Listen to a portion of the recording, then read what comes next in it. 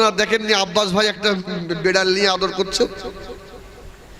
আব্বাস ভাইয়ের সঙ্গে আমার মদিনায় দেখা হয়েছিল, মসজিদে নবাবিতে। আমরা যে গেট দিয়ে নবাবিতে ঢুকতাম, বাবে হিজরা, রাসূলুল্লাহ হিজরত করে যে গেট দিয়ে ঢুকেছিলেন ওই গেটটার নাম হলো বাবে হিজরা।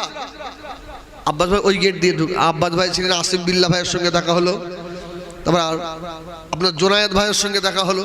তবে একটা জিনিস দেখলাম ভাই, এটা ইউটিউব হচ্ছে তো ভাইরাও শুনবে, আমি বাজে কথা বলছি না। আমি দেখলাম, এই জন্য আমি ওখানে বসে বসেও ভাবলাম যে আমাদের সঙ্গে পীরের আওলাদদের এখানে কিছুটা পার্থক্য রয়েছে। আমরা সব মদিনায় জুতো পায়ে দিয়ে ঘুরছি, আব্বাস ভাইয়ের সম্মান কম না বেশি?